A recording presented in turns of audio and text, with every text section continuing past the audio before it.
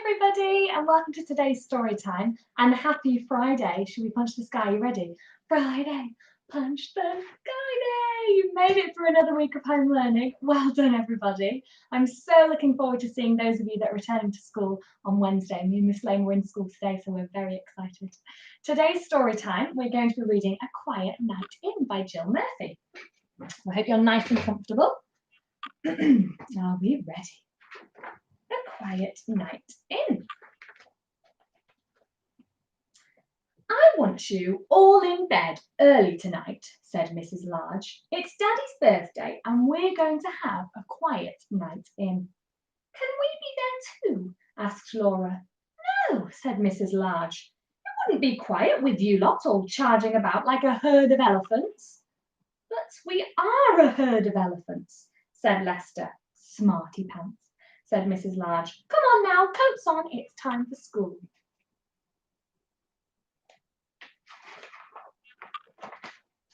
That evening, Mrs. Large had the children bathed and in their pyjamas before they had even had their tea. They were all very cross. It's only 4:30, said Lester. It's not even dark yet. It soon will be, said Mrs. Large grimly. Oh, that is not a happy face, is it? He is very, very cross. After tea, the children set about making place cards and decorations for the dinner table. Then they all tidied up. Then Mrs. Large tidied up again. Looks like they are not as good as us at tidying up. Mr. Large arrived home looking very tired. We're going to bed, said Lester, so you can be quiet, said Laura. Without us, said Luke. Shh, said the baby. Happy birthday, said Mrs. Large. Come and see the table.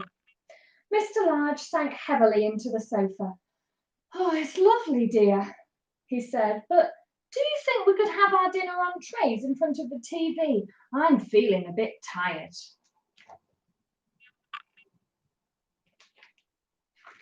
Oh, look at them just seeing their little sad faces. Of course, said Mrs. Large. It's your birthday. You can have whatever you want. We'll help, said Luke. The children ran to the kitchen and brought 2 trays. I'll set them, said Mrs. Large. We don't want everything ending up on the floor. Oh, she doesn't trust them, does she? They're just trying to help them. I would say they're being kind. Can we have a story before we go to bed? Asked Luke. Please, said Lester. Go on, Dad, said Laura. Just one story, said the baby. Oh, all right, said Mr. Large. Just one, then. Lester chose a book, and they all cuddled up on the sofa. Oh, Mr. Large doesn't look happy, does he? Getting all snuggled in their pyjamas. Mr. Large opened the book and began to read. Oh, you've gone blurry. Mr. Large opened the book and began to read. One day, Binky Bus drove out of the big garage. Hello, he called to his friend, Mickey Milkfloat. I don't like that one, said Laura. It's a boy's story. Look, said Mr. Large, if you're going to argue about it, you can all go straight to bed without any story. So they sat and listened whilst Mr. Large read to them.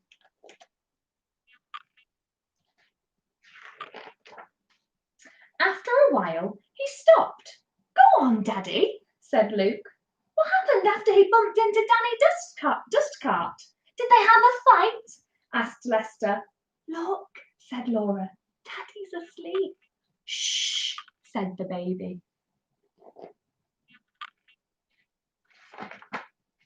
Mrs. Large laughed. Poor Daddy, she said. Never mind, we'll let him snooze a little bit longer while I take you all up to bed. Will you just finish the story, Mum? Asked Lester. We don't know what happens at the end, said Luke. Please, said Laura. Story, said the baby.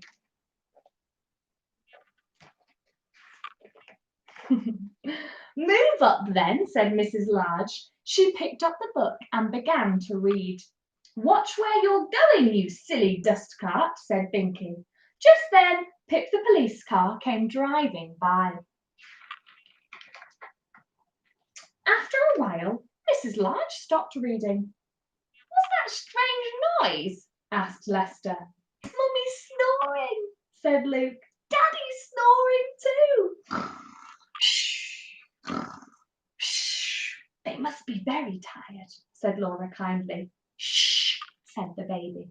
The children crept from the sofa and fetched a blanket. They covered Mr. and Mrs. Large and tucked them in.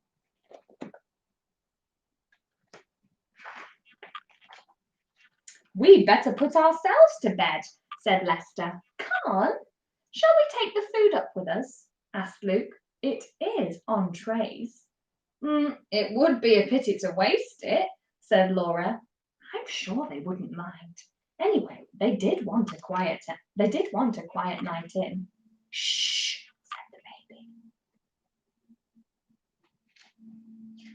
Oh, so cozy, and that's the end of our story. So they did get their quiet night in after all, didn't they? And I think the children were pretty happy with how their night ended, don't you?